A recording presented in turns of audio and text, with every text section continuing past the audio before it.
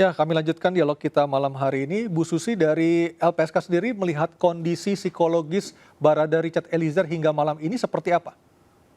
Sampai detik ini Baradae sehat walafiat dan kondisi psikisnya juga masih dalam kondisi yang sehat gitu ya, tidak mengalami trauma, tidak depresi atau tidak dalam tekanan gitu ya saat ini, dan sedang mempersiapkan kalau seandainya besok Mas Baradae ini akan hadir secara langsung di rekonstruksi Barreskrim Polri di Duren 3. Artinya secara komitmen, keinginan ataupun status sebagai JC bisa berlangsung atau bisa dijalankan dengan sebaik-baiknya seperti itu, Bu? Sebenarnya nggak ada hubungannya nih Mas Hmm? soal hadir rekonstruksi dengan status JC. Jadi Hmm? status JC-nya kemudian melekat dari perlindungan yang diberikan oleh LPSK. Nah, perlindungan fisik yang akan kami berikan besok ketika nanti akan hadir di rekonstruksi, maka itu salah satu yang bisa kita berikan untuk Baradae untuk pengamanan pengawalan dalam rekonstruksi besok.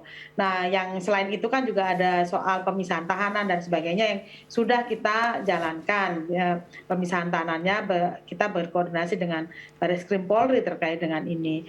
Nah, berkaitan besok kan memang energi yang akan dikeluarkan Baradae juga pasti besar karena kalau memang akan bertemu secara langsung, kalau memang hadir secara langsung akan bertemu langsung dengan FS, bisa jadi kalau ada Ibu PC maka juga akan bertemu, dan ini kan energi besar ketika biasanya dalam beberapa pengalaman itu kan pasti dalam rekonstruksi itu ada pembicaraan, ada sanggah menyanggah, ada perdebatan. Nah, ini yang lagi sedang disiapkan kalau memang kemungkinannya Baradae akan hadir secara langsung besok.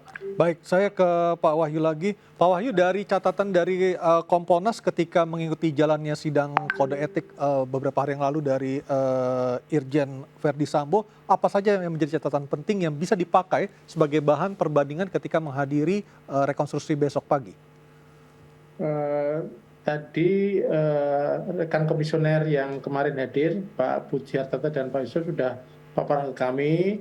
Tentu tidak bisa kami sampaikan secara detail karena menyangkut penyidikan, tetapi beberapa hal yang kami lihat ada catatan-catatan yang besok harus kami pastikan di rekonstruksi, karena kami punya beberapa catatan yang kelihatannya ada lompatan-lompatan logika, tetapi nggak bisa kami sampaikan karena ini ada di proses penyidikan, tetapi itu catatan kami dengan harapan agar nanti berjalan lancar sehingga catatan itu besok akan kami melalui dua komisioner yang sudah kami tunjuk tadi untuk besok diamati betul semua prosesnya, karena besok kan apa yang ada di BAP semuanya akan direkonstruksi karena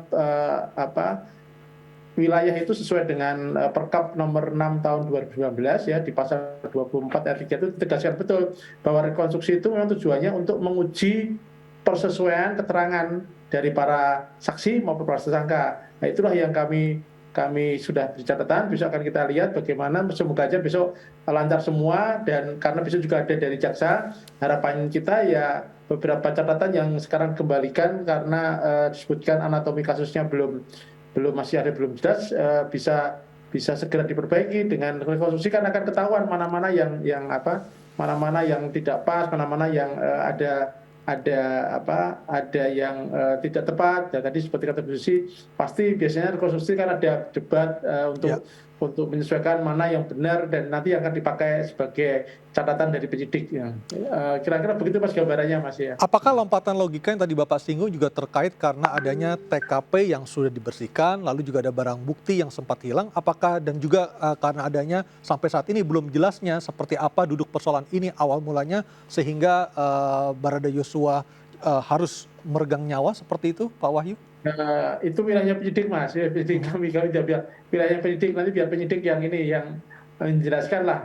Itu hanya catatan kami saja bahwa ada hal yang harus kami perhatikan betul besok, karena sebagai pengamat kan kami tidak bisa masuk ke dalam proses rekonstruksi. Kami tentu hanya dua orang yang bisa diperbolehkan oleh pihak penyidik. Itulah yang akan menjadi catatan kami, karena saya sudah ke TKP-nya Mas, ruangannya nggak terlalu luas, sempit, jadi memang kalau terlalu banyak akan akan justru mengganggu proses rekonstruksi. Karena besok kan di Duren 3 di tempatnya rumah dinas Pak Sambo yang akan sebagai TKP, sebagai lokasi yang akan besok ada rekonstruksinya, Mas ya. Baik, Ibu Susi, Pak Wahyu, terima kasih untuk waktunya bergabung bersama kami malam hari ini di MNC News Prime. Kita akan melihat bersama-sama seperti apa besok jalannya rekonstruksi dan kita akan berharap tentunya akan membuka tabir kasus ini seterang-terangnya. Terima kasih Bu Susi dan Pak Wahyu, selamat malam. Mas Aryo, selamat malam. Dan pemirsa, kita beralih ke berita lainnya. Irsal Afrineza Nasution sukses meraih juara pertama dalam turnamen Popsi Pool Circuit 2022 seri 3 yang berlangsung di Pekanbaru Riau. Atlet biliar dari Jawa Barat ini berhasil mengalahkan pebiliar Jawa Tengah Rico Della di partai final dengan skor 9-4.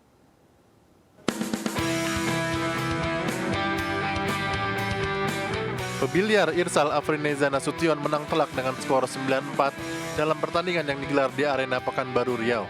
Dengan kemenangan ini, Irsal meraih 200 poin dan berhasil naik ke posisi 2 peringkat ranking nasional dengan raihan total 530 poin. Atas prestasinya, Irsal Nasution sukses membawa pulang hadiah uang tunai sebesar 30 juta rupiah. Atlet biliar asal Jawa Barat ini hanya selisih 80 poin dari Ferry Satriadi, juara Popsi Pool Circuit Seri 1 sebagai pemuncak klasmen. Sementara itu, Rico Della yang menjadi runner-up kini berada di posisi 11 ranking nasional dengan torehan 210 poin. Mudah-mudahan di tahun berikutnya ada seperti ini. Dan harapan saya juga kalau bisa event-event selanjutnya bisa lebih di-upgrade lagi. Sebagaimana tujuan dari kompetisi ini sendiri adalah untuk menambah jam terbang dari atlet kita, sehingga dengan jam terbang yang memadai mungkin nanti penampilan mereka di SEA Games atau event internasional yang lain dapat lebih baik tentunya. Kepala Dinas Pemuda dan Olahraga Provinsi Riau, Boy Rahmat, mengapresiasi PB Popsi yang sudah menunjuk Pekanbaru untuk melaksanakan kejuaraan tingkat nasional. Saya kira ini suatu ajang yang harus kita manfaatkan, terutama dalam pembinaan dan pengembangan atlet biliar. Turnamen biliar Pool Circuit Seri 3 2022 yang digelar Popsi di Pekanbaru diikuti 60 atlet biliar Indonesia dari 14 provinsi. Dari Pekanbaru Riau, Indra Yosrizal, iNews melaporkan. Dan pemirsa, usai sudah jumpa kita dalam MNC News Prime hari ini. Mari berbagi untuk masyarakat yang terdampak bencana di sejumlah lokasi di tanah air melalui program kami MNC Peduli. Tetap patuhi protokol kesehatan. Saya Aryo Ardi. Selamat malam dan sampai jumpa.